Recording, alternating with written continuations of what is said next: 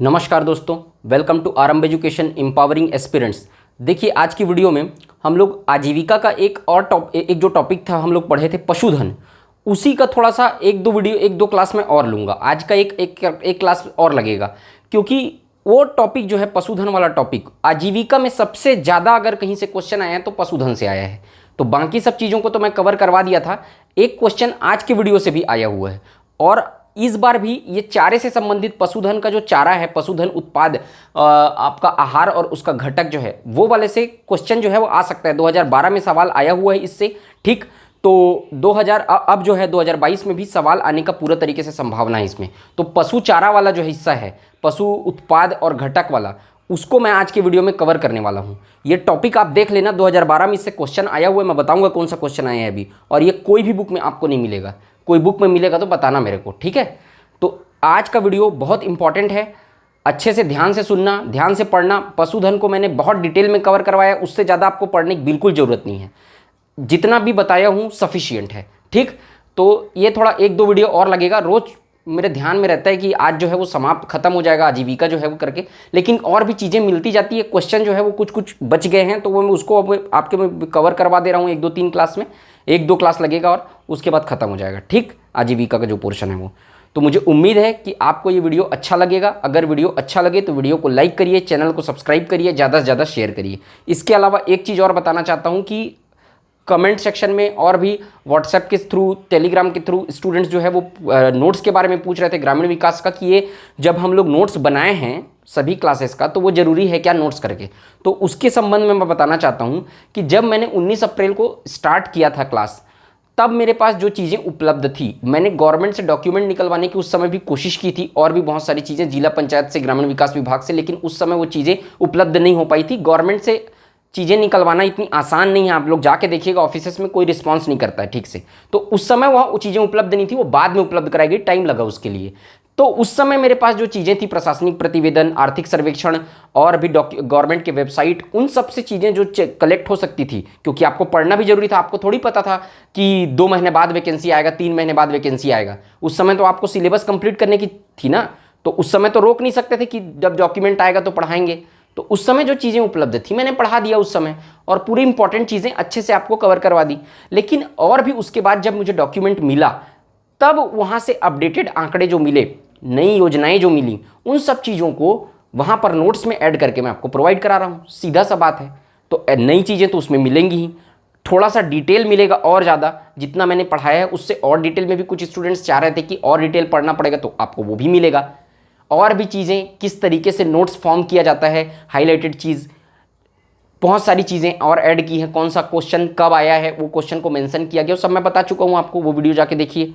सब चीज़ें आपको मिलेंगी, बहुत अच्छे फॉर्म में मिलेंगी, बहुत मेहनत करके उसको तैयार किया गया, मैंने पिछली वीडियो में बताया था। और यार उसको 70 रुपये में मैं आपको प्रोवाइड करा रहा हूँ।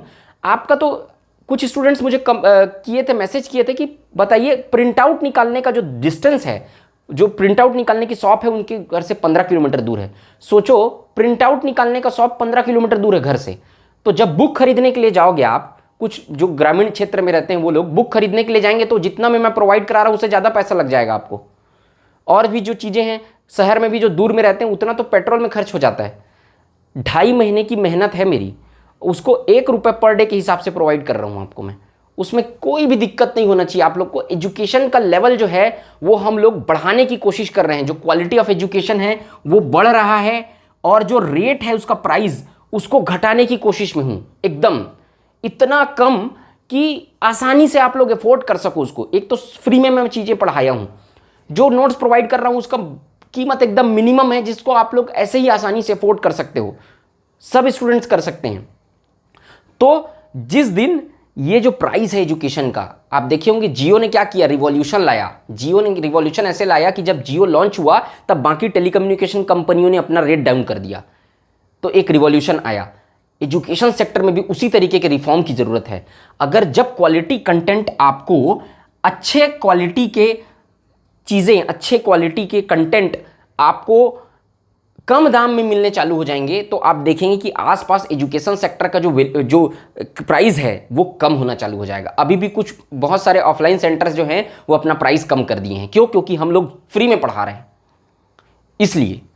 तो तो स्टूडेंट जो है ज़्यादा फीस दे के क्यों जाएगा? फ्री में जब चीज़ें हैं, कंटेंट बहुत कम दाम में उनको अवेलेबल हो जा रही हैं, तो इसके कारण से तो ये रिवॉल्यूशन लाने की कोशिश की जा रही है। आपका सपोर्ट रहा तो ये बहुत जल्द और ज़बरदस्त तरीके से आएगा। तो आपके सपोर्ट की ज़रूरत है, आप एकदम सपोर्ट कीजिए। आपको बेस्ट से बेस्ट कंटेंट बहुत ही, एक तो फ्री में, या तो अगर उसका प्राइस रहेगा भी तो इतना कम रहेगा कि आप आसानी से उसको अफोर्ड कर सकते हो, इसकी गारंटी देता हूं मैं। तो ये चीज़ें आप लोग समझ के चलिए और सपोर्ट करिए। आप लोगों के सपोर्ट के बिना कुछ भी नहीं हो सकता है। तो ये पूरा डिपेंड करता है कि आप लोग किस तरीके से रिस्पॉन्ड करते हैं। कमेंट सेक्शन में कमेंट करके बताइए कि कैसा लग रहा है वीडियो। आप अपने फ्रेंड्स में शेयर करिए, नोट्स को शेयर करिए। इतने कम प्राइस में आपको नोट्स कैसे प्रोवाइड हो सकता है, इतनी मेहनत से जो ये किया गया है, आप खुद सोचिए उस चीज़ को। ठीक, तो वो सब चीज़ को ये करिए, बहुत बेनिफिशियल नोट्स है। पंचायती राज का भी जो आपको मैं शेयर करूंगा, जो स्टूडेंट्स से जो रिस्पॉन्ड आया है, जो फीडबैक मिला है मुझे, उसको मैं टेलीग्राम चैनल पर डालूंगा। आप खुद भी देख सकते हैं कि स्टूडेंट्स का किस तरीके से रिस्पॉन्स आ रहा है, पंचायती राज के चार्ट के लिए भी और ग्रामीण विकास के नोट्स के लिए भी। ठीक, तो उसको देख के आप लोग फैसला लीजिएगा। और मैं बता रहा हूं आपको, अभी जो टेस्ट सीरीज आने वाली है, अपकमिंग टेस्ट सीरीज भी आएगी, एमसीक्यू का पीडीएफ भी आएगा, ग्रामीण विकास का भी, आजीविका का भी। लाइव क्लास जो नहीं देखे हैं, चैनल पे लाइव क्लास अपलोड है। जो लाइव क्लास नहीं देखे हैं उन्हीं को नहीं मालूम है, वही लोग पूछ रहे हैं सब चीज़ को कि क्या क्या आने वाला है। नहीं तो लाइव क्लास में सब कुछ मैं बताया हूँ। ठीक, तो लाइव क्लास आप लोग जाके देखो, आपको पता चलेगा कि और भी क्या क्या चीज़ें आने वाली हैं। और उन सब चीज़ों में एमसीक्यू सीरीज आएगा, जो टेस्ट सीरीज आएगा, उसमें उस पीडीएफ जो ग्रामीण विकास का नोट्स प्रोवाइड कराया हूँ, वहाँ से क्वेश्चन रहेगा। जो नई चीज़ें उसमें अपडेट हुई हैं उससे क्वेश्चन रहेगा। कुछ नए क्वेश्चन भी रहेंगे। तो नए क्वेश्चन रहेंगे तभी तो आपका दिमाग फैलेगा ना, तभी तो आपको नई चीज़ें जानने के लिए मिलेंगी। कोई क्वेश्चन आप बना रहे हो पूरा वही घिसा पीटा, मनरेगा कब चालू हुआ था, पहला चरण कब चालू हुआ था, दूसरा चरण कब चालू हुआ था, वो सिंपल अगर कहीं एमसीक्यू प्रोवाइड कर रहे हैं, ऑब्जेक्टिव क्वेश्चन प्रोवाइड कर रहे हैं, तो मतलब क्या हुआ फिर उतना? कुछ नई चीज़ें भी आपको जानने मिलेंगी, कुछ दिमाग लगाना पड़ेगा क्वेश्चन में आपको। इस तरीके के क्वेश्चन अगर डिज़ाइन कर पाया मैं, तब आप लोग को फायदा मिलेगा। तो उस तरीके की क्वेश्चन डिज़ाइन हो रहे हैं, और वो आप नोट्स पढ़ोगे अच्छे से डिटेल में और क्लास देखोगे, तभी आपका वो सवाल बनेगा, नहीं तो नहीं बनेगा। ठीक, तो ध्यान रख के चलना और समझ के चलना। ठीक, स्टार्ट करते हैं। आज इंपॉर्टेंट है आज का क्लास भी। पशु आहार के घटक और विशेषताएं। देखिए, जो पशुधन पाया जाता है, भैंस है, गाय है, और भी चीज़ें अवेलेबल हैं, उनके लिए जो पशु आहार होते हैं उसमें क्या क्या चीज़ें होती हैं, क्या क्या कार्बोहाइड्रेट, प्रोटीन, विटामिन होते हैं, उनका स्रोत क्या है, और जो चारा होता है वो किस तरीके का होता है, पानी का प्रतिशत उसमें कितना होता है, गीला चारा क्या होता है, सूखा चारा क्या होता है, वही चीज़ें हम लोग कवर करने वाले हैं। तो पशु आहार में क्या क्या चीज़ें रहती हैं, जैसे आप लोग देखे होंगे भूसी और पैरा, कोदो, और भी बहुत सारी चीज़ें हैं जो पशु आहार के रूप में, अच्छा वो छिलका वगैरह, वो सब चीज़ें भी खिलाई जाती हैं। कुट्टी किसको बोलते हैं, जो गन्ने को काट के जो निकाला जाता है उसको कुट्टी कहते हैं, वो भी पशुओं को खिलाया जाता है, भैंसों को खिलाया जाता है, गायों को खिलाया जाता है। तो वो सब चीज़ें पशु चारे के अंतर्गत आती हैं। चारे के अंतर्गत कौन कौन से उन चारों में तत्व रहता है, जैसे कि आप जो खाना आपको लेते हैं भोजन, उनमें क्या रहता है, कार्बोहाइड्रेट, प्रोटीन, वसा, विटामिन, ये सब चीज़ें रहती हैं। उसी तरीके से पशु चारे में भी ये सब चीज़ें पाई जाती हैं। उसका स्रोत क्या है, ये पूछता है पेपर में, ये पूछेगा इस बार के पेपर में, देख लेना। कार्बोहाइड्रेट पाया जाता है, पशु का जो खाना खाते हैं, चारा आहार, उसमें कार्बोहाइड्रेट पाया जाता है। वो कार्बोहाइड्रेट क्या करता है, शरीर को एनर्जी प्रदान करता है, शरीर को ऊर्जा देने का काम कौन करता है, कार्बोहाइड्रेट करता है। पशु चारे में इसकी मात्रा सर्वाधिक होती है। इसी तरीके का क्वेश्चन फॉर्म होगा, पशु चारे में सर्वाधिक मात्रा किस तत्व की होती है, तो किसकी होती है, कार्बोहाइड्रेट की होती है। इस तरीके का सवाल पूछा जाता है, तो ध्यान रखना, पशु चारे में सर्वाधिक मात्रा किसकी होती है, कार्बोहाइड्रेट की होती है। अब कार्बोहाइड्रेट के स्रोत क्या है, उसको कहाँ से प्राप्त होता है कार्बोहाइड्रेट, तो हरा चारा से प्राप्त होता है, भूसा से प्राप्त होता है, और जितने भी अनाज खाते हैं वो लोग, वो अनाज से कार्बोहाइड्रेट मिलता है। तो कार्बोहाइड्रेट का स्रोत भी पूछ सकता है आपको, ये भी ध्यान रखना। हरा चारा, भूसा और बाकी सब अनाज से कार्बोहाइड्रेट मिलता है। ठीक है, दूसरा देखते प्रोटीन। प्रोटीन क्या चीज़ के लिए उपयोगी है, शारीरिक संरचना के लिए। कोशिका की दीवार जो रहती है प्रोटीन से बनी होती है। जो अब ये जो मनुष्यों में भी जो ह्यूमन बॉडी है उसमें भी प्रोटीन का मतलब वही होता है काम, क्योंकि जो ह्यूमन बॉडी की संरचना है, जो कोशिका है, जो टिश्यूज है, वो उस प्रोटीन फॉर्म करता है उसको। ठीक, और कोशिका की मरम्मत के लिए उपयोगी होता है। जैसे कि कोशिका का क्षरण हो जाता है, कोशिका खराब हो जाती है, जैसे कि आपका घाव हो गया, ठीक, लग गया कहीं से, तो गड्ढा हो गया, घाव हो गया, तो क्या कोशिका जो है, टिश्यूज जो है वो नष्ट हो जाते हैं। तो उसको पुनर्भरण का काम, मतलब कोशिका को फिर से फॉर्म करने का काम कौन करता है? प्रोटीन करता है। आपके बॉडी पे प्रोटीन है तो आपका कोशिका फिर से फॉर्म हो जाएगा। उसी तरीके से पशुओं में भी कोशिका की मरम्मत के लिए, जो कोशिका का क्षरण हो जाता है, कोशिका नष्ट हो जाती है, उस कोशिका के मरम्मत के लिए, ठीक है, भी क्या करता है? प्रोटीन जो है उपयोगी होता है। अब स्रोत बरसीम, रिजिका, लोबिया, ज्वार, ये सब चीज़ों से, बरसीम, रिजिका, लोबिया और ज्वार से क्या मिलता है? प्रोटीन प्राप्त होता है। ठीक, अब ये चारे का स्वरूप है, इसको आप लोग गूगल पे सर्च करना कि ये क्या क्या चीज़ है, आप लोग को इमेज वगैरह सब दिख जाएगा कि ये क्या होता है। तो बरसीम, रिजिका, लोबिया, ज्वार, ये सब जो होता है प्रोटीन के स्रोत है, इन सब से प्रोटीन मिलता है। ठीक, वसा क्या होता है? देखो, पशु आहार में 3 से 5% जो है वसा की आवश्यकता होती है। वसा यानी फैट। ह्यूमन बॉडी से रिलेट करके बताता हूं आपको, ह्यूमन बॉडी में भी फैट जरूरी होता है। फैट ना, एक्स्ट्रा फैट नहीं। बहुत से लोग फैट से भागते हैं कि फैट आ जाएगा तो मोटापा आ जाएगा। फैट से मोटापा नहीं आता है, एक्स्ट्रा फैट से मोटापा आता है। फैट जो रहता है, फैट जरूरी है बॉडी के लिए। फैट स्किन को चमकदार बनाता है, शाइनिंग करता है। आप लोग देखे होंगे कि गर्ल्स लोग के बॉडी में, जो लड़कियां होती हैं उनकी बॉडी ज़्यादा शाइन करती है इन कंपेरिजन टू लड़के लोग की बॉडी के कंपेयर में। तो वो क्यों शाइन करती है? क्योंकि फैट जो रहता है वो ज़्यादा रहता है। फैट की बात कर रहा हूँ, एक्स्ट्रा फैट की बात नहीं कर रहा हूँ। एक्स्ट्रा फैट आएगा तो मोटापा आ जाएगा। जो नॉर्मल जितने अमाउंट पे फैट की, जिस तरीके से कार्बोहाइड्रेट जरूरी है, कि जिस तरीके से प्रोटीन जरूरी है, विटामिन जरूरी है, उसी तरीके से बॉडी में फैट जरूरी है स्किन को शाइनी बनाने के लिए। ठीक, स्किन शाइन करता है, चमकता है उससे। तो उसी तरीके से पशु आहार में भी 3 से 5% फैट की आवश्यकता होती है। अगर फैट आपके बॉडी में नहीं है या पशुओं की बॉडी में नहीं है तो वो जो स्किन रहेगा वो एकदम रूखा सूखा बन जाएगा, ऑयली नहीं रहेगा स्किन।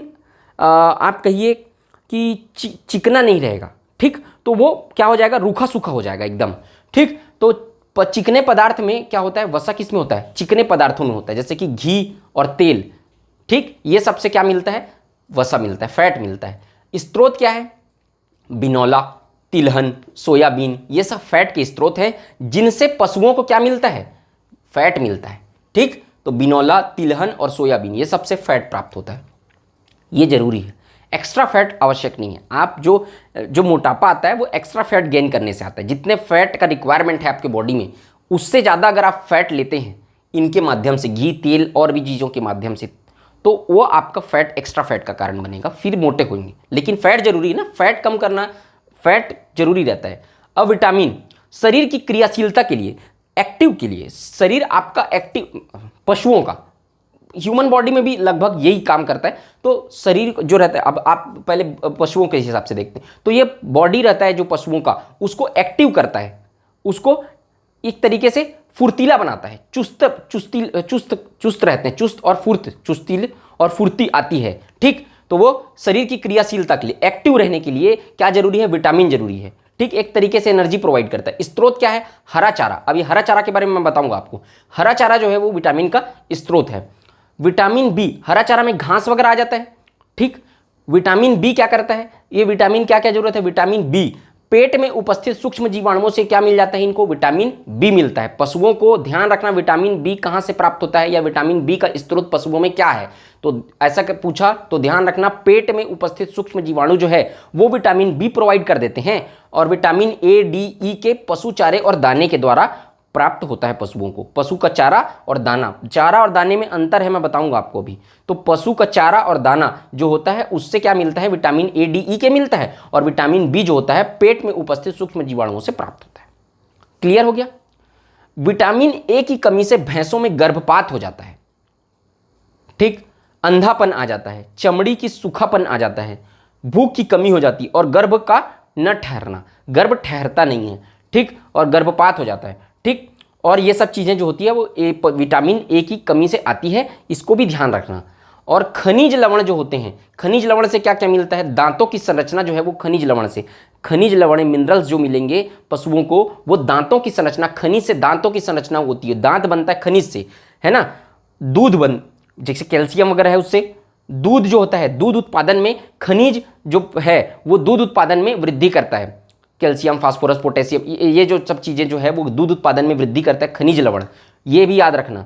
और एक चीज ध्यान रखना, दूध उत्पादन भैंसों को कैल्शियम और फास्फोरस, ये दो खनिज हैं कैल्शियम और फास्फोरस, जब ये दोनों शरीर में रहेंगे तब दूध उत्पादन में वृद्धि होगी। तो दूध उत्पादन की चरण यानी दूध उत्पादन की अवस्था में जब पशु होती है, चाहे वो भैंस हो या गाय हो, तो उस समय उनको कैल्शियम और फास्फोरस की जरूरत पड़ती है।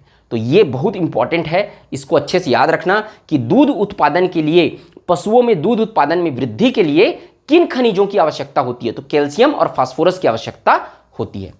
क्लियर एकदम, ऐसा कुछ नहीं है इसमें जो समझ में नहीं आएगा, आप लोग एकदम कॉन्सेप्ट एकदम क्लियर होना चाहिए। तो ये सब चीजें हैं।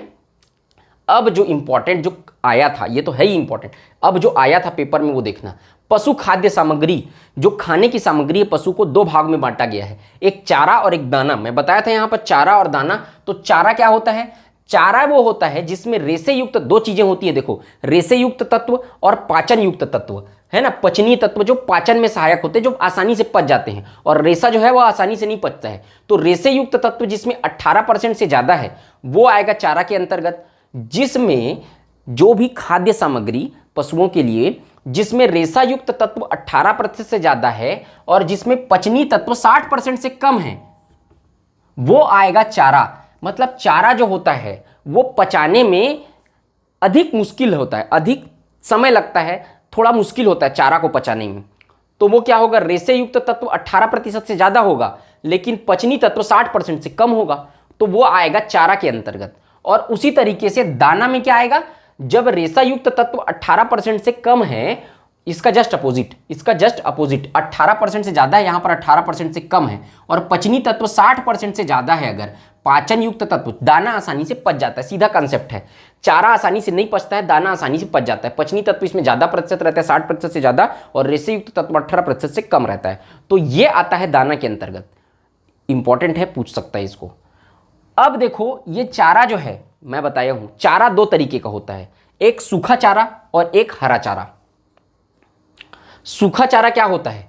जिसमें नमी की मात्रा 10 से 12% से कम होती है, जिसमें नमी जो होता है उसकी मात्रा 10 या 12% से कम होती है। मॉइस्चर जो होता है वो कम होता है जिसमें, ठीक, 10 से 12% से कम होता है, वो क्या होगा? सूखा चारा के अंतर्गत आएगा। ठीक, गेहूं का भूसा, धान की फसल और ज्वार, बाजरा, मक्का और की कड़वी, मक्का की कड़वी, ये जो है वो क्या के अंतर्गत आएगा? सूखा चारा के अंतर्गत आएगा। 10 से 12% से कम नमी होती है, ये घटिया चारा के अंतर्गत आता है। ठीक, मतलब ये बहुत ज़्यादा अच्छा नहीं रहता है पशुओं को खिलाने के लिए। हरा चारा जो रहता है वो बहुत अच्छा रहता है। आप लोग देखे होंगे हरा चारा घास के मैदान में चरने के लिए छोड़ देते हैं, तो वो हरा चारा के अंतर्गत आता है। इसको रसीला चारा भी कहते हैं, रसीला चारा कहते हैं, जिसमें नमी की मात्रा 60 से 80% होती है। ये एडीओ के पेपर में आया है 2012, एडीओ 2012 में ये सवाल पूछा था। कौन से चारे में पानी की मात्रा सबसे ज्यादा होती है? पानी, नमी, मॉइस्चर लगभग एक ही चीज है। 60 से 80% नमी की मात्रा यानी पानी की मात्रा सबसे ज्यादा होती है हरे चारा में। हरा चारा में पानी की मात्रा सबसे ज्यादा पाई जाती है, नमी की मात्रा। इसीलिए मैं इसको पूरा टाइप को बता रहा हूं। अगर हरा चारा पूछा है, हो सकता है इस बार सूखा चारा पूछ दे या चारा दाना अंतर वगैरह पूछ दे, ये सब चीजें, इसीलिए मैं इसको एक्सप्लेन कर रहा हूं। हरा चारा जो होता है उसको दूसरा नाम है रसीला चारा, और इसमें पानी की मात्रा सर्वाधिक होती है। अब आपका वो सवाल बन जाएगा, नमी की मात्रा सर्वाधिक होती है 60 to 80%। कितना परसेंट होता है? 60 से 80%। अधिक पौष्टिक तथा उत्तम गुणवत्ता का होता है ये चारा। हरा चारा सबसे अच्छा होता है, सबसे ज्यादा अच्छी क्वालिटी का होता है, सबसे ज्यादा पौष्टिक होता है। तो अगर आपको पूछे अच्छी क्वालिटी का चारा हरा चारा, सबसे पौष्टिक चारा हरा चारा, नमी की मात्रा सबसे ज्यादा हरा चारे में, और कितना प्रतिशत? तो 60 से 80%। अब बता लोगे कि नहीं? पूरा एक्सप्लेन कर दिया इसको। अब हरा चारा भी दो प्रकार का होता है, और क्या? एक दलहनी चारा और दूसरा बिना दाल वाला चारा। दलहनी मतलब दाल वाला चारा, दाल का उसमें वो रहता है, और ये बिना दाल वाला चारा। तो दलहनी चारा क्या रहता है? बरसीम, रिजका, ग्वार, लोबिया। प्रोटीन की मात्रा इसमें अधिक होती है। देखो, दलहन में प्रोटीन की मात्रा, दाल में सबसे ज्यादा प्रोटीन की मात्रा होती है, तो उसी दलहनी में प्रोटीन की मात्रा सबसे अधिक होती है। अत्यधिक पौष्टिक होता है और अत्यधिक गुणवत्ता वाला होता है। हाई क्वालिटी और हाई मात्रा, ये सबसे ज्यादा पौष्टिक, ये सब चीजें क्या होती हैं? दलहनी चारे के अंतर्गत, दलहनी चारे की विशेषता है। ठीक, तो अगर पूछा कि प्रोटीन की मात्रा सबसे ज्यादा दलहनी चारे में, अत्यधिक पौष्टिक दलहनी चारा, अत्यधिक गुणवत्ता वाला दलहनी चारा होता है। और बिना दाल वाला मतलब बिना दाल वाला चारा जो होता है उस क्या क्या आता है, ज्वार, बाजरा, मक्का, जई, है ना, अगोला, हरी घास, ये जो है वो बिना दाल वाला चारा। हरी घास किसके अंतर्गत आता है, बिना दाल वाले चारा के अंतर्गत आता है। दलहनी की तुलना में प्रोटीन कम होता है, प्रोटीन इसमें भी होता है लेकिन दलहनी की तुलना में प्रोटीन कम होता है और कम पौष्टिक होता है। ये इसकी तुलना में क्या, कम पौष्टिक होता है और मध्यम चारा, ठीक, ये मध्यम चारा के अंतर्गत आता है। कम पौष्टिक वाला जो चारा होता है वो मध्यम चारा के अंतर्गत आता है। तो ये हो गया दलहनी चारा और ये बिना दाल वाला चारा। अब जब हरा चारा पूछा है तो उसके प्रकार के बारे में भी इस बार पूछ सकता है, ठीक, तो ये भी ध्यान रखना। अब ये जो है वो अब पशु आहार के घटक, अब उसके बाद क्या क्या खाते हैं और उसमें क्या क्या रहता है, वो बहुत सारा चीज़ है। जितना भी चारा है उससे संबंधित एक पूरा गाइडलाइन जारी किया है गवर्नमेंट, वो कितना परसेंट किस में क्या है, कितना परसेंट, बहुत सारा है पूरा, उसको ध्यान रखने की जरूरत नहीं है, उतना डीप में पढ़ने का जरूरत नहीं है। पीएचडी नहीं करना है आपको इसमें, आपको इतना पढ़ना है कि आपका एग्जाम निकल जाए, ठीक। और एग्जाम निकलने के लिए जितना जरूरी है मैं उससे ज़्यादा पढ़ा रहा हूँ आपको, ठीक। तो मेरे हिसाब से इतना काफ़ी है। आप अगर और बोलेंगे तो टेलीग्राम में वो पूरा डॉक्यूमेंट शेयर कर दूंगा मैं, 15-20 पेज का डॉक्यूमेंट है, उसको पूरा पशु चारे से संबंधित आप चाहे तो पढ़ सकते हैं, लेकिन मेरे हिसाब से वो रिक्वायरमेंट नहीं है। जितना जरूरी था मैं उसमें से निकाल के आपको बता दिया हूँ, ठीक। तो इतना चीज़ को याद रखना। इसका एक क्लास में मेरे ख्याल से और लूँगा मैं, उसके बाद फिर देखते हैं, एंड करेंगे अपन आजीविका को। तो मुझे उम्मीद है कि आपको ये वीडियो अच्छा लगा होगा। ये कहीं नहीं मिलेगा आपको, आप लोग अच्छे से ध्यान से नोट करना इसको। मुझे उम्मीद है कि आपको वीडियो अच्छा लगा होगा। वीडियो अच्छा लगे तो वीडियो को लाइक करिए, चैनल को सब्सक्राइब करिए, ज़्यादा से ज़्यादा शेयर करिए। मिलते हैं नेक्स्ट वीडियो में। जय हिंद, वंदे मातरम।